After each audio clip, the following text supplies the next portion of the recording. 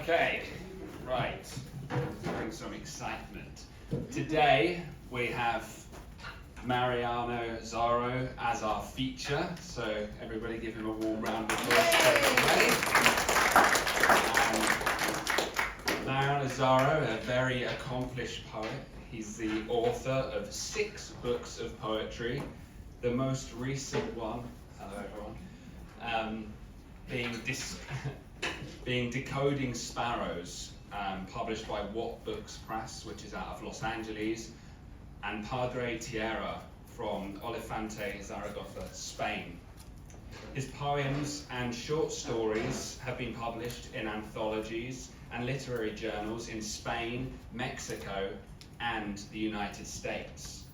His translations, and I apologize for my pronunciation here, include Beda en Llamas by Tony Barnstone and Como Escribir una Canción de Amor by Shola Walpe.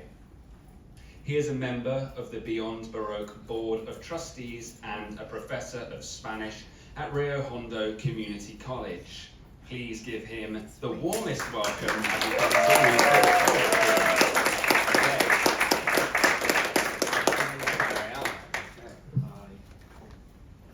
Thank you, Nathan, for your invitation to be here today in your caffeinated caffeinated verse poetry series.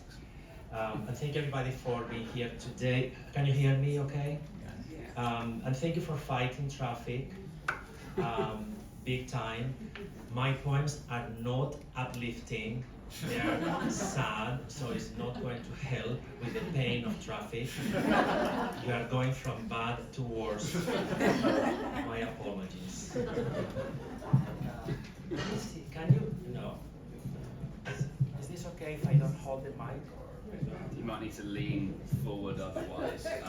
Hola. Let me try. Let's see. No. I will survive this. Okay, so I'm gonna read today mostly new poems, but I'm gonna start with a poem published here in Decoding Sparrows. This book was published by What Books Press here in Los Angeles. It's a wonderful small publishing company. The poem uses some Spanish, but it's mostly in English. I'm going to read for the total amount of my reading is 15 minutes. So if you like it, great. If you don't, you can just, unplug and think of something else. So it's 15 minutes. The name or the title of this poem is Street Vendor.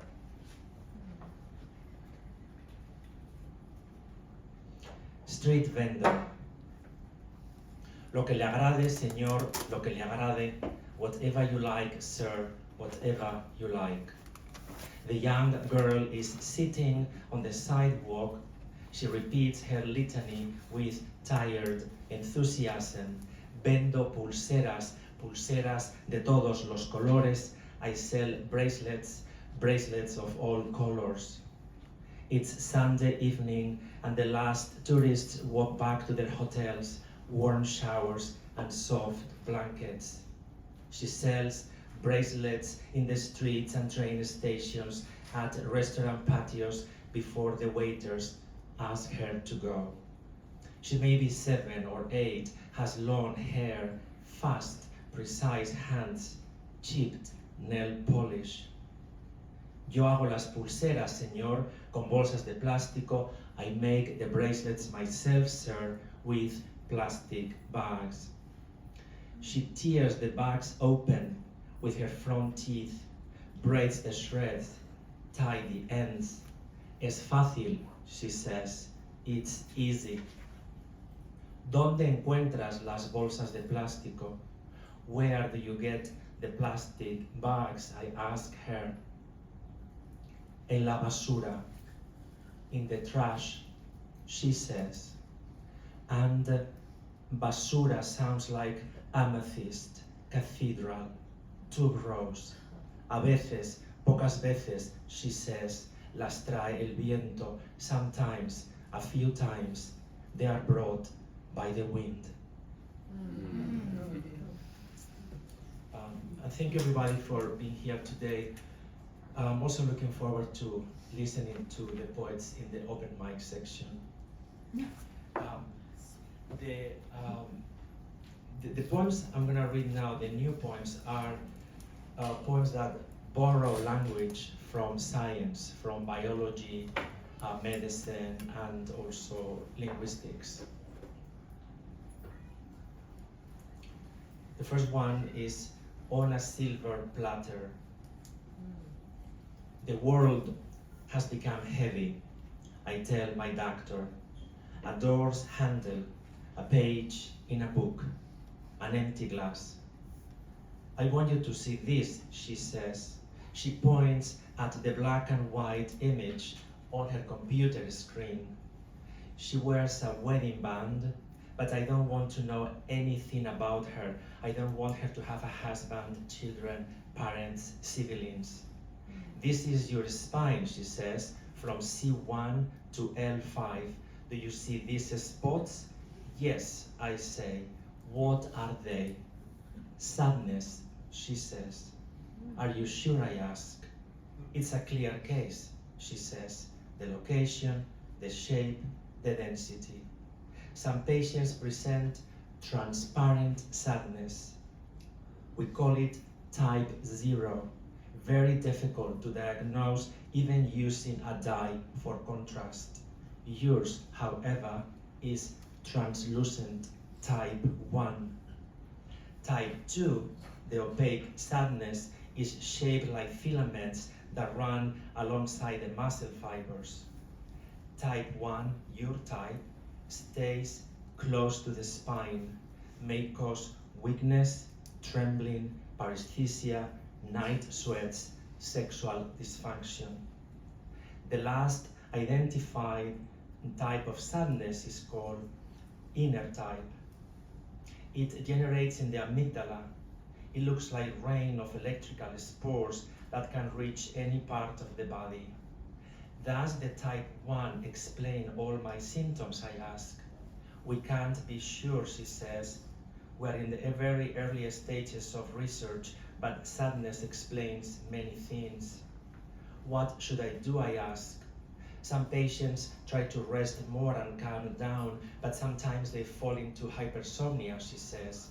Balance is everything. Some patients cry, some play sports for the dopamine release, some listen to music, Bach most of all. I don't like sports, I say, but I like Bach. What do you do, doctor, with your own sadness, I ask? I just keep plowing, she says. Will I improve, I ask. You will, she says. But there is no cure for sadness. It stays with you always. What about the future sadness, I ask? We will cross that bridge when we get there. Do you pray, meditate, she asks? Not really, I say. How can the body function with all this sadness, I ask? Nobody knows, she says.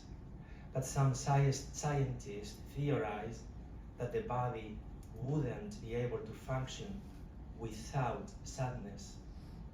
Just a hypothesis. Do you think we could survive a lifelong load of sadness delivered in a single day, I ask? She plays with her wedding band. Imagine your sadness all at once on a silver platter, I say. All at once, she says, on a silver platter, like the head of John the Baptist. You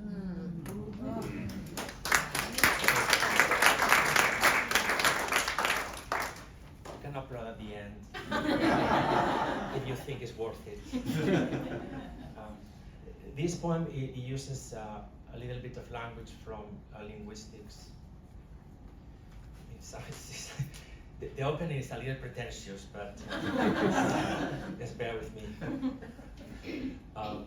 Vocative. In the second declension in Latin, masculine nouns change in the vocative form.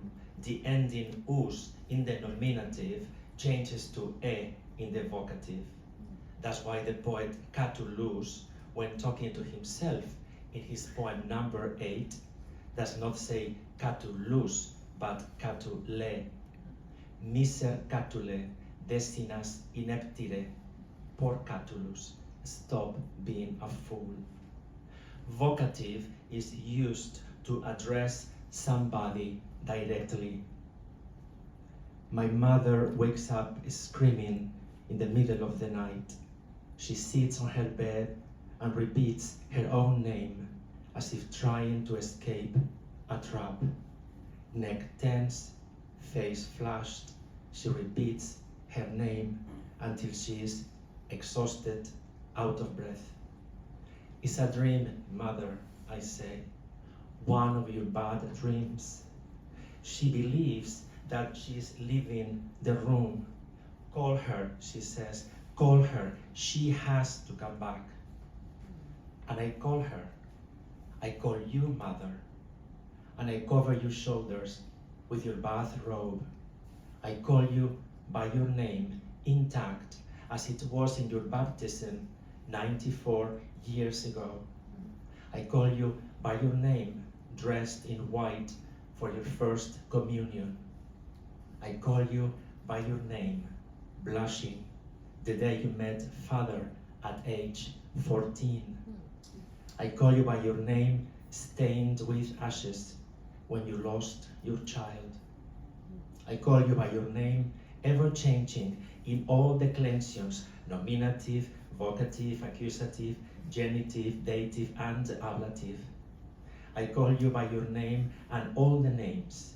I call you by no name at all, and I kiss the top of your head that smells like sweat.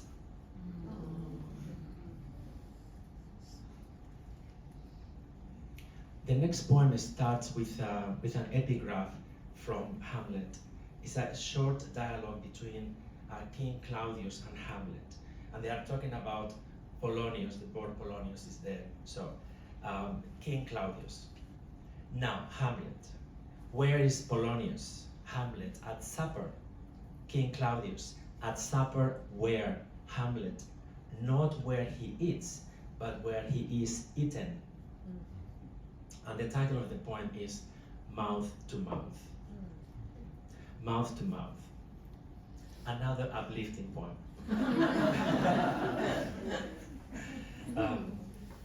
Mouth to Mouth. We bury our dog in the back patio, my father and I, next to the wooden fence. The dog weighs 32 pounds, maybe 30 now. He lost some weight since he was sick.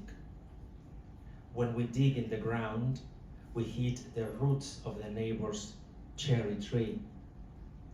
The shovel makes a hard noise like metal against metal. I rub the body with a white towel. I make sure the towel has no stains and fully covers his mouth and eyes.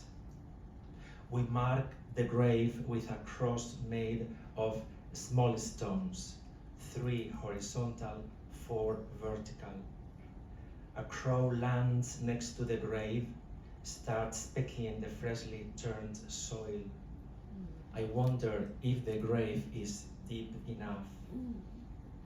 The rain will scatter the cross stones. It rains a lot in the winter. Come summer, the neighbor will bring us his first cherries. We will eat the cherries, the sweet and tart flesh. I keep each bit in my mouth until it's totally smooth. Every fruit has its own soul, my father says. I will be somebody's food one day. We become the ones who have eaten us. And I'm gonna read 2 more poems. The next one also uses the technique of blending English and Spanish, and it's kind of a shorter poem, it's 1 page, and it's called The Mercy of Memory. I was working on this poem this morning. I made changes this morning, so it may be worse than before, or maybe a little better. But anyway, it's called The Mercy of Memory.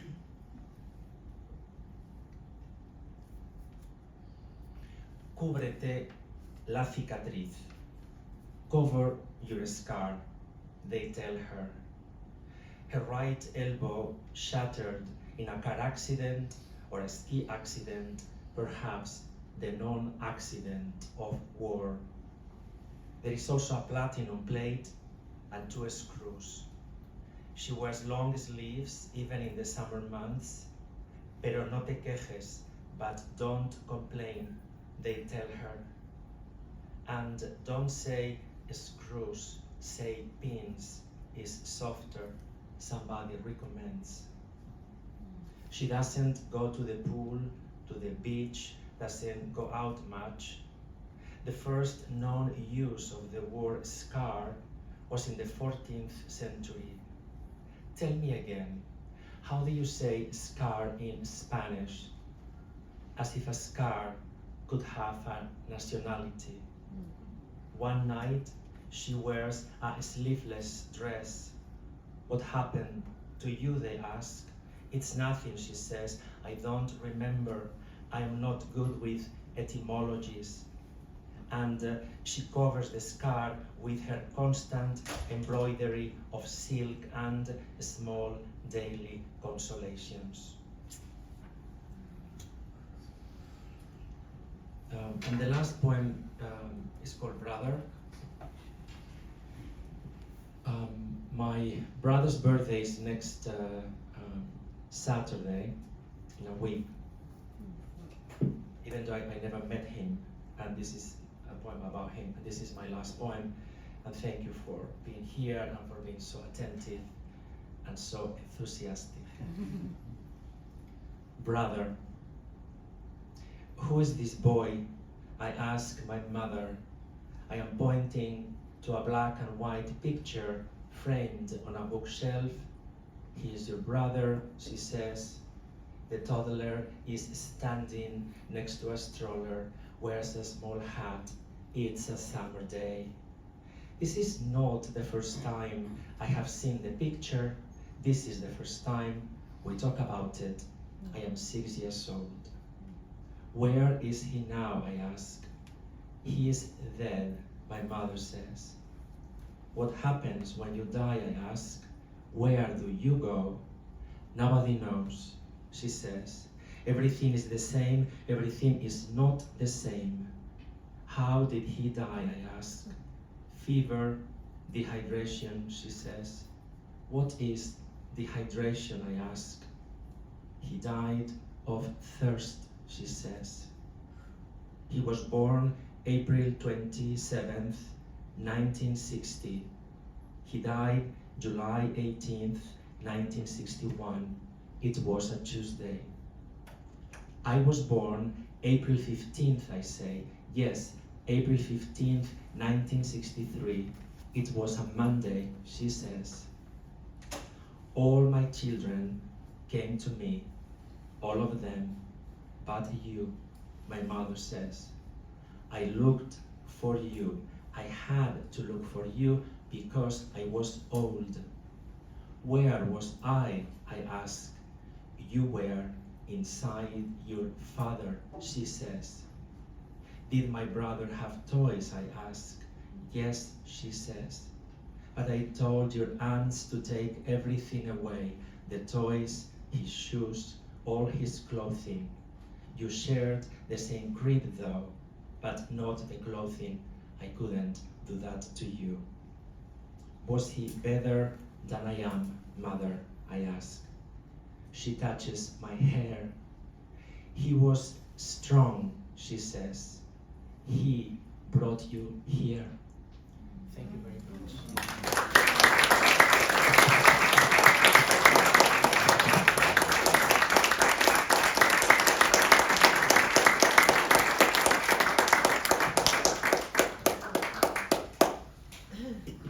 Thank you very much, Mariano. Can we get another round of applause?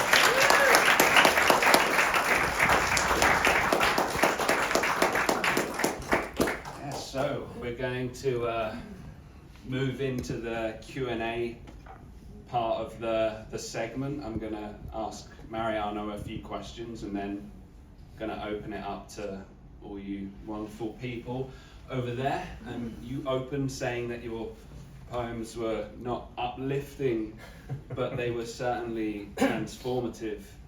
And I was wondering, do you tend to feel an impulse to write about subjects that are more serious and less uplifting? And why did you decide that they were the poems that you thought would be best suited for us to hear today? Here's the mic. Thank you, Nathan. It's a tricky question because we don't control, I think, our reaction to what we write about. I always say that, you know, when people make cotton candy, it starts with a little bit of sugar and then becomes like a big cloud. So a poem is a little bit like that, but with pain. So normally a poem starts with something that keeps happening in me. Could be something negative, like the death of a family member. It could be something positive, uplifting. And then you take that thing that is there, it's like a friction, and you start working on it. It starts obsessing. Obsession is part of poetry. I think it's part of the arts, and that's how how the poems grow. I think that's the beginning. Why did I select these poems? The honest answer, some of them, this is the first time I read them aloud, and I just wanted to check how they fly or not with the audience. So, I also thought there was a certain theme with a reference to medicine, with the death of my brother, and also the sadness as a physical element in your body. So I wanted the reading to have a certain similar landscape. Yeah. And I think in that poetry certainly feels like the antithesis of small talk. We get straight into the meat and bones of everything. I know that for a good while you were doing LA poetry interview series, and I know you interviewed 65 or 66 poets during your time. And I was wondering what you felt like you learned from being able to, dive deeply into so many different poets, and how that affected yourself and your own writing through that learning. Well, writing is a very isolated event. It's also isolating.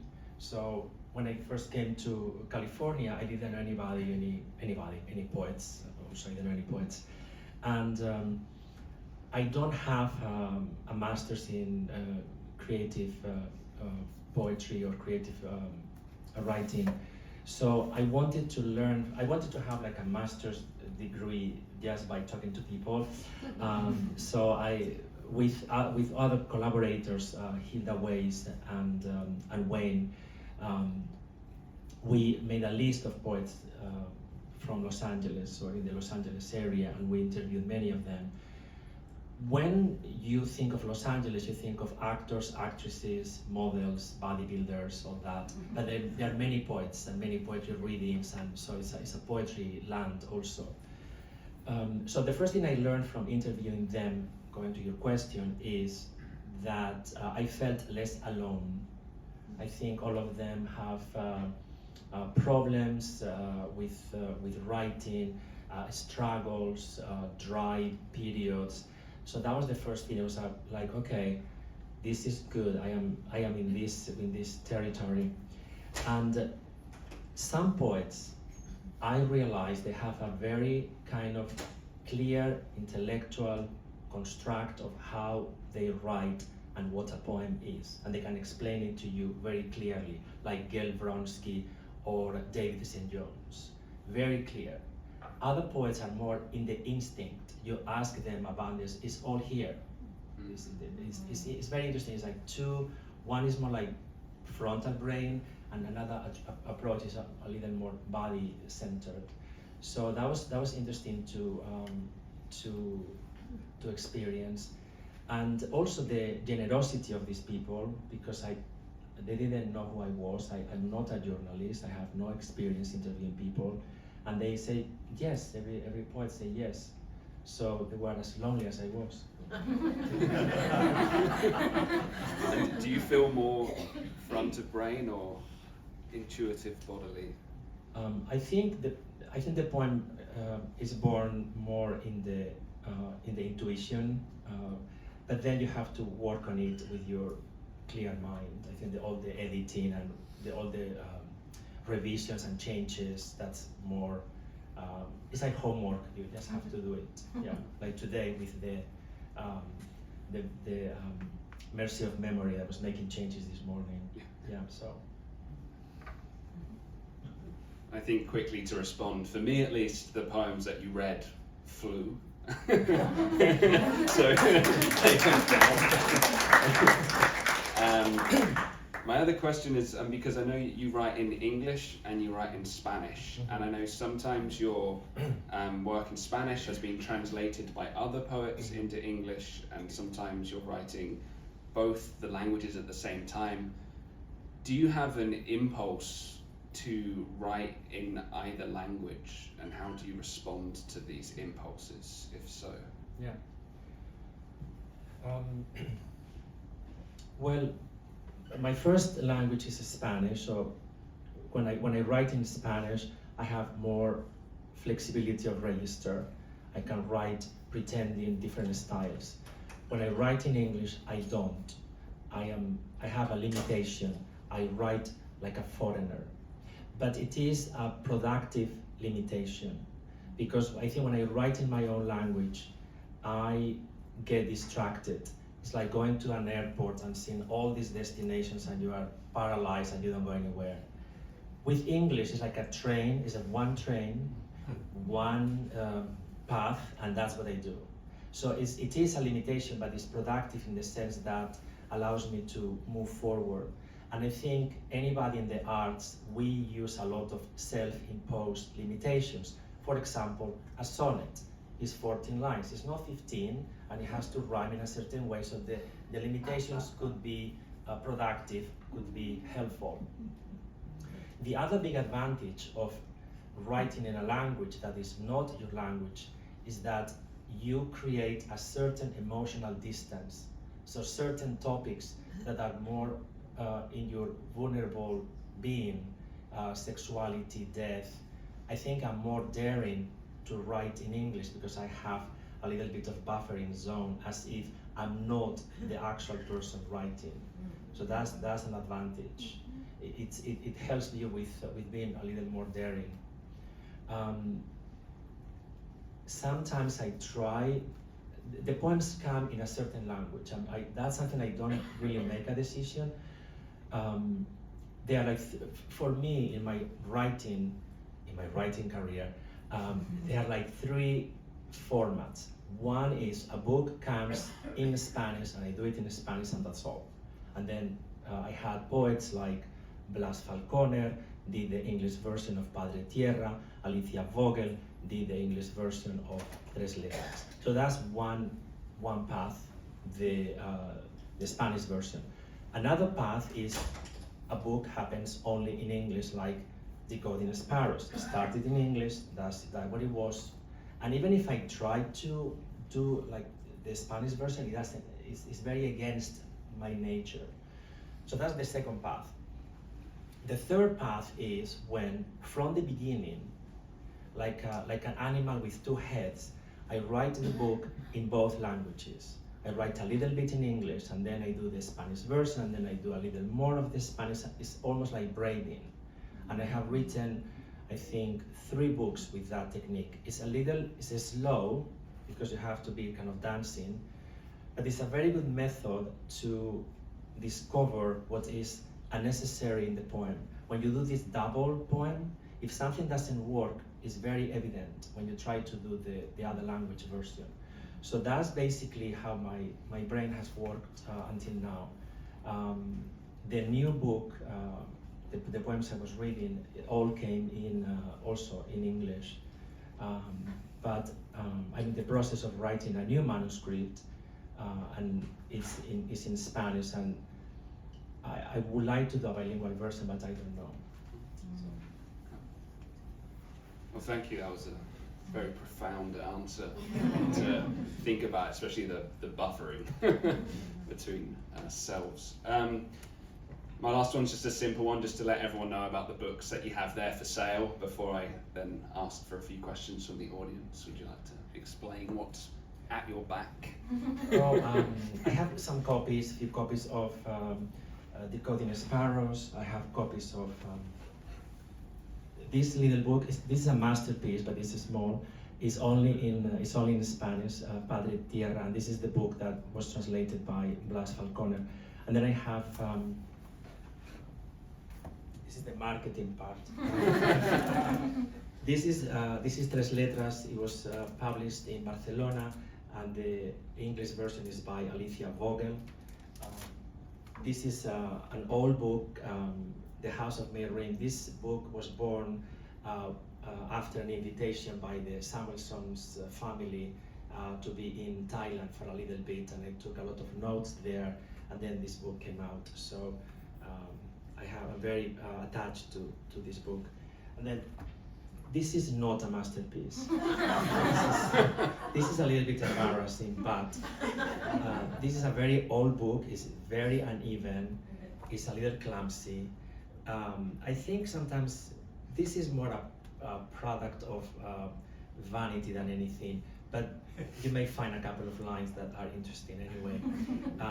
It's a bilingual edition. This one and The House of Mae Rim, both are books written from day one, both in English and in Spanish. So they are all for sale. And I think that's all. And they're $10 each. Right. Oh, and I want to say, Yeah.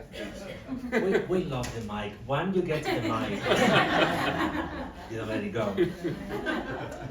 Going back to the bilingual writing, I think everybody, even people who identify as monolingual, we have a lot of languages in us.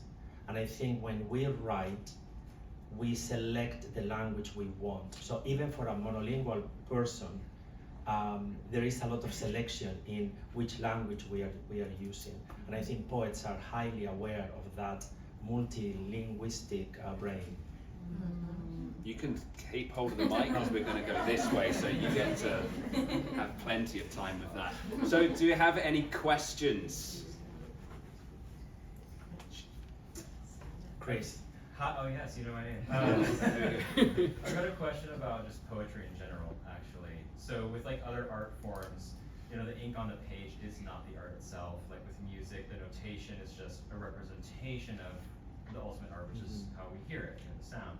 Same with like a script for a play. What we see on stage is the actual play. The script is just a way of encoding that. So with poetry, you know, you were reading from words on a page, but then we also heard you. So if I'm reading your poetry or listening to you, which one's like the truest version of the poem? Poetry is a very, it's a wild animal, because poetry is connected to music intensely.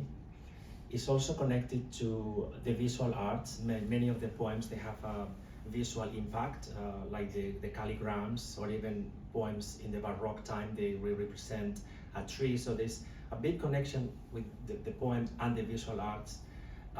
Poetry is also connected with theater. Many theater plays are written in verse. So it's a wild creature. The poem happens when you complete the poem with your emotional being. That's the moment the poem is true. All the other are versions of the poem, but it only happens when. That's why the poems need to have space. If the poem is too evident, too clear, too what's the term? Didactic. There's no room for the reader to complete the poem with your own history, your own hopes. And that's when that happens, when the poem gives you enough room and you join the poem and you complete it, that's when the poem really happens. That's what I think. There's two hands. One, the gentleman in the back, and then you. A two-point question. Yes. One, do you use artificial intelligence in any of your poetry? Secondly, would you mind reading from your non-optimal book? At least answer the Tell first. you why you think it's Yeah. clumsy. So the first question was about artificial intelligence. Is that right? I don't have anything against artificial intelligence. So I think, I mean, in the 20s, the surrealist poets will write poems cutting out words from a newspaper, putting in a little bag, shaking the bag, taking the words one by one, and that's the poem. So, and that was a poem. So I don't have anything. I don't use it because I like the suffering of writing a poem. I like that pushing thing. That's what I like. So if the poem is, some poems are given to me. There are poems that, for example, I'm in a conversation and I take the conversation and I make little changes and that's the poem.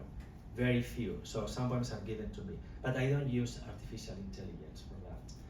And then for the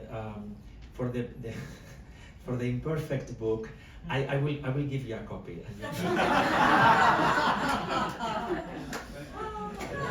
Yes.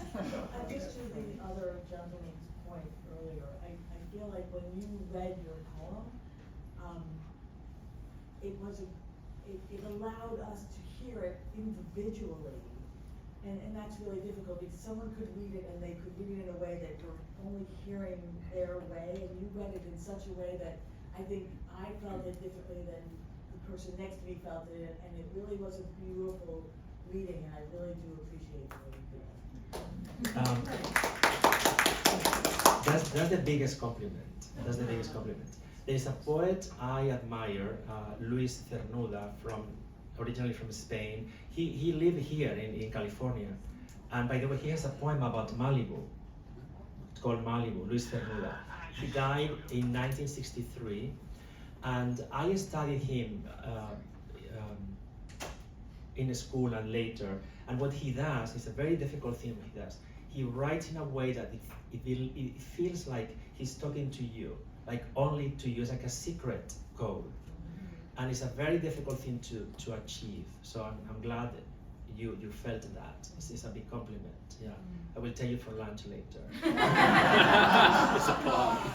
Okay, one more. Yeah. Okay. Maybe.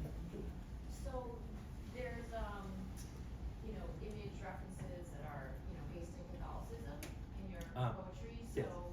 like, are you Catholic, and Yeah. does your faith inform your art, and do you, your spirituality and your artistic side come together sort of just naturally when you're writing, or not? That's a big question. I am Catholic because I grew up Catholic and I love the theater of it.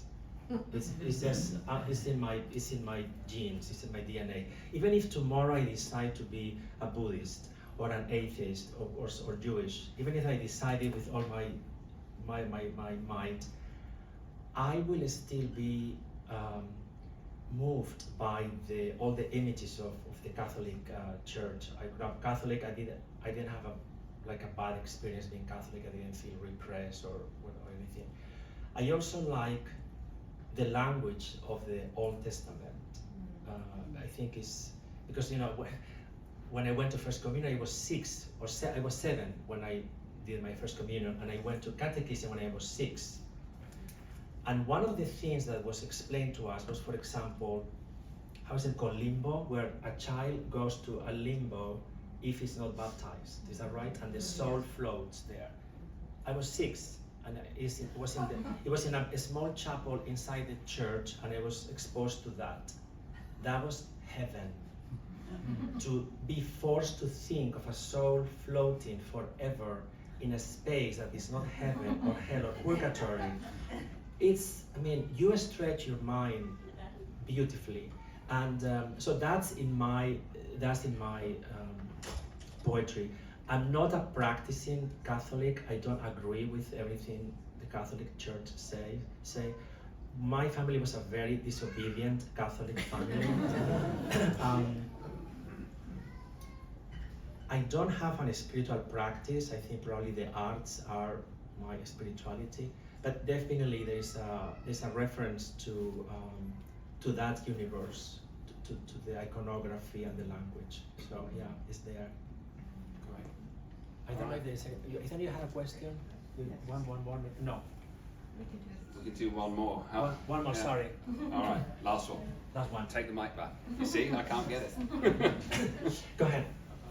When you have a turn in your poem, does it come when the poem comes, or does it surprise you on the page?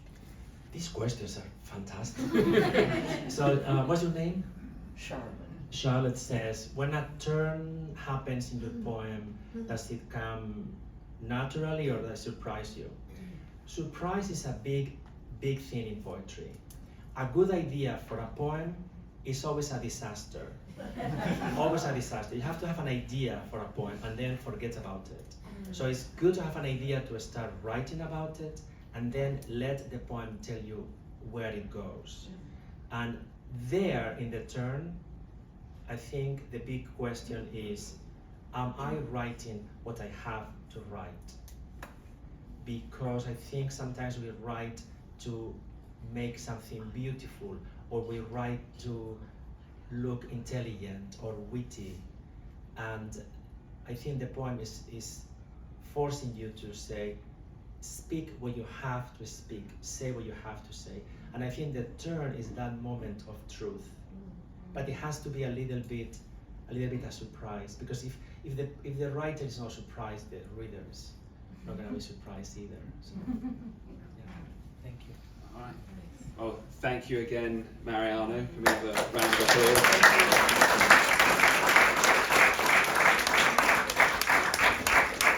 All right, let's take a brief break, maybe for 5 minutes. Let's not go over that because there's a lot of us here and there's an open mic. And if you want to read at the open mic, there is a sign-up sheet at the back.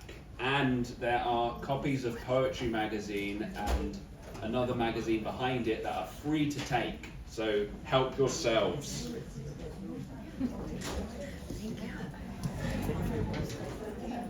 I forgot your